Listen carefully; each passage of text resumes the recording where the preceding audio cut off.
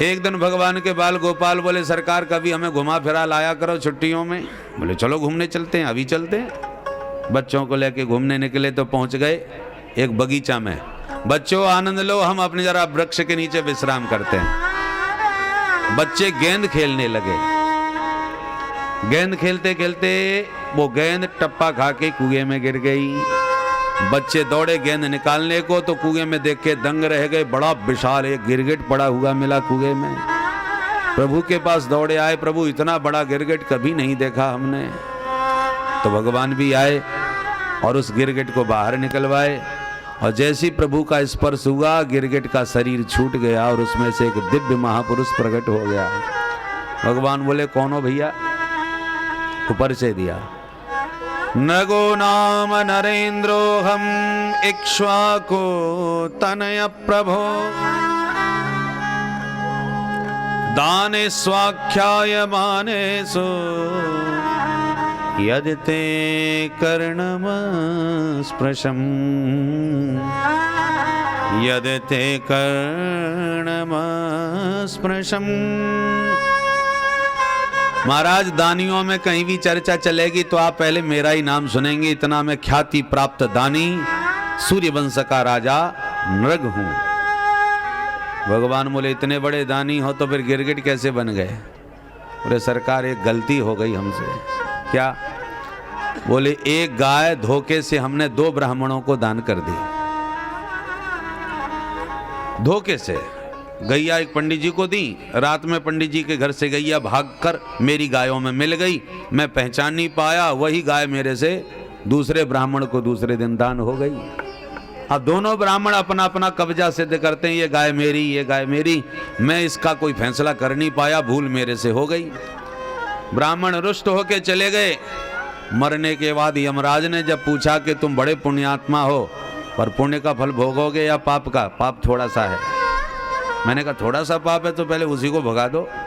बस इतना कहती गिरगिट बन के गिरा पर पुण्य उदय हो गए तो आप श्री का स्पर्श पा करके मैं पवित्र हो गया। दंडवत प्रणाम करके चला गया। भगवान ने कहा सुन लिया बच्चों, धोखे से भी ब्राह्मण का धन लिया इस नरक ने तो गिरगिट बन गया। तो जानबूझ के ब्राह्मण धन का हरण करेगा, उसका क्या हाल होगा सोच लो। कुलम समूलम दहती ब्रह्मस्वारणी पावक। जो ब्राह्मण का धन हरण करता है उसके सारे वंश का विनाश हो जाता है। इसलिए बच के रहना बच्चों। बोलो राधे राधे। इस प्रकार समय समय पर भगवान अपने बच्चों को सावधान करते रहते हैं, शिक्षा देते रहते हैं। बोलो राधे राधे। एक बार बलराम जी बोले कन्हैया चलो ना। कहाँ? बोले वृंदावन चलो। परसों की कह के आए, बरसों बीत गए, वृंदावन जाना ही नहीं होगा। तो दाऊ जी आप ही चले जाओ। अच्छा तो तुम नहीं जाओगे? हम अकेले चले जाते हैं। दाऊ जी अकेले वृंदावन 2 महीने की छुट्टी लेके निकल गए, चैत्र वैशाख। दाऊ जी तो वृंदावन गए। एक पौंड्रक नाम का राजा था साहब, उसको भगवान बनने का भूत सवार हो गया। मैं ही भगवान हूं, मैं साक्षात परमात्मा हूं। जब अपने को वो भगवान सिद्ध करने लगा, वैज्ञानिक था, इसने क्या किया, एक डुप्लीकेट गरुड़ बना दिया। खटका दबाती गरुड़ उसे उड़ा करके आकाश में ले जाता था। 2 हाथ तो थे ही, 2 हाथ नकली भी फिट करा लिए और शंख चक्र गदा पद्म सब बना लिए। खटका दबाती इसकी अंगुली में सुदर्शन नाचने लग जाता था। अब जब आकाश में उड़ने लगा तो काशीराज इसका मित्र था, वो बोला भैया तू तो सचमुच भगवान बन के गरुड़ पर उड़ने लगा। एक काम कर, तू भगवान बन, मैं तेरा पुजारी बन जाता हूं। तेरा प्रचार मैं करूंगा। मीडिया का जमाना है, बिना प्रचार के कोई कितना भी बड़ा पंडित विद्वान हो, चाहे जितना बड़ा धुरंधर हो, घरे धरे रह जाते कि कोई नहीं पूछता। प्रचार का जमाना है। एक काम करो, तू भगवान बन के बैठ, मैं प्रचार करता हूं, तेरा जनता से पुजवाऊंगा, जो चढ़ावा आएगा वो 50-50। बोलो राधे राधे। जब साक्षात भगवान धराधाम पर विराजमान थे उस समय भी डुप्लीकेट भगवान प्रकट हो गए थे। तो इस कलयुग में 2-4 भगवान बन के घूमे तो कौन आश्चर्य की बात है। फिर क्या था महाराज, काशीराज प्रचारक बन गया और पौंड्रक उस भगवान बन गया। तो भक्त भगवान बन के दुनिया को ठगने लगे। बोल पौंड्रक भगवान की। ले चाहे जिसकी जय बुलवा लो, जनता तो बेचारी भोली भाली है। भीड़ में और भेड़ में बस एक ही अंतर है मात्रा का, भीड़ और भेड़। भीड़ में तो भेड़ चाल होती है, चाहे जिसकी जय बुलवा लो, चाहे जिसकी पूजा करवा लो, जहाँ नेक कोई भीड़ देगी तो सब इकट्ठे हो जाते हैं।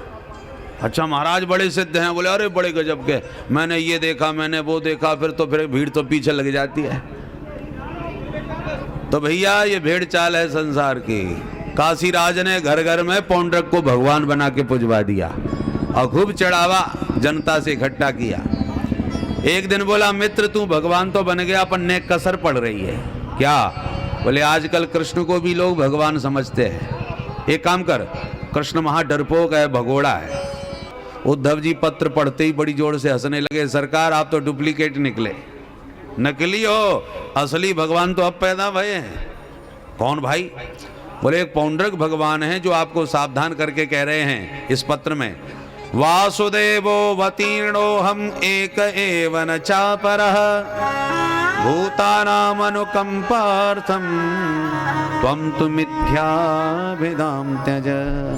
हे कृष्ण, व्यापक ब्रह्म वासुदेव का मुझ पौंड्रक के रूप में धरती पर अवतार हो चुका है। जीवों का कल्याण करने के लिए भूतानाम अनुकंपार्थम, समस्त भूत प्राणियों पर अनुकंपा करने में आ गया हूं। त्वं तु मिथ्या, तू झूठा है, असली मैं हूं। इसलिए भलाई चाहे तो ये भगवान कहलाना बंद कर और यहाँ द्वारका छोड़ के भाग जा, माफ कर दूंगा, नहीं तो मेरी शरण में आ जा।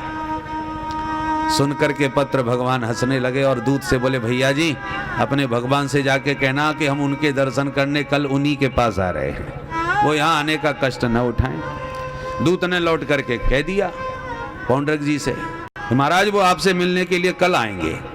अब तो धड़कन तेज हो गई पौंड्रक की, क्यों रे काशीराज तूने कहाँ फंसा दिया मेरे को? कह रहा था डरपोक है, भग जाएगा, वो भग नहीं रहा, वो मेरे ही घर में आ रहा है। अब बोल मैं किधर जाऊं? काशीराज बोला तो डरता क्यों है, मैं भी तो तेरे साथ हूं, आ रहा है तो आने दो, मिलके करेंगे मुकाबला।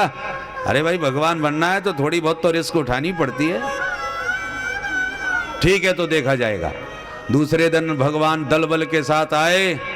काशीराज बोला मित्र वो आ गया, चल दिखा अपना जलवा। सुई खटका दबा करके गरुड़ पर उड़ के पहुंच गया, सुदर्शन चक्र घुमाने लग गया। देख देख के भगवान को बड़ी हंसी आई, देखो तो इस बहरूपिया को सचमुच भगवान बन के उड़ रहा है, दुनिया को पागल बना रहा है। चल कुछ भी हो, इसने भगवान बनने में भगवान का कितना चिंतन किया होगा कि एकदम हूबहू बन गया। तो चल को इसको असली रूप दिए ही देता हूँ। सुदर्शन चक्र से उसका सिर काट के उसे सारूप्य मुक्ति प्रदान कर दी और काशी राज का भी सिर काट के काशी में फेंक दिया। बोल बंसी वारे की जय। इस प्रकार से जितने भी दुष्ट दुराचारी राजा थे, चुन चुन के भगवान ने सबको ढूंढ ढूंढ के मारा और पृथ्वी का भार उतारा। एक दिन नारद जी ने कहा प्रभु राजसूय यज्ञ करना चाहते हैं पांडव, कृपा करके पधारें। भगवान बोले अवश्य चलेंगे। प्रद्युम्न को द्वारका का दायित्व सौंप करके भगवान परिकर के साथ पहुंचे इंद्रप्रस्थ। पांडवों ने किया दिव्य स्वागत। सरकार यज्ञ तो धूमधाम से प्रारंभ करना चाहते हैं, परंतु सभी की स्वीकृति मिल गई छोड़ जरासंध को। भगवान बोले अच्छा, तो जरासंध स्वीकृति देने वाला नहीं है, उससे तो विवेक के साथ उसे जीतना ही पड़ेगा, लड़ना तो उससे संभव नहीं है। तब भगवान फिर भीम अर्जुन को साथ में लेकर के जरासंध के यहां गए और युद्ध की भिक्षा मांगी। युद्धम नो देहि राजेंद्र द्वंद्वसो यदि मन्यसे। महाराज हम आपसे द्वंद्व युद्ध की भिक्षा मांगते हैं। युद्धम नो देहि, हमें द्वंद्व युद्ध की भिक्षा प्रदान करें। तो भिक्षा में जरासंध ने भीमसेन को पसंद किया। भीमसेन के साथ 27 दिन युद्ध करने के बाद भीमसेन ने जरासंध को बीच में से चीर करके समाप्त किया। जरासंध का वध हुआ, मगध नरेश सहदेव बने और अब राजसूय यज्ञ धूमधाम से शुभारंभ होने लगा। बड़े बड़े संत महंत आचार्यगण आने लगे और धूमधाम से यज्ञ की तैयारी प्रारंभ हो गई। बोलो भक्त वत्सल भगवान की जय।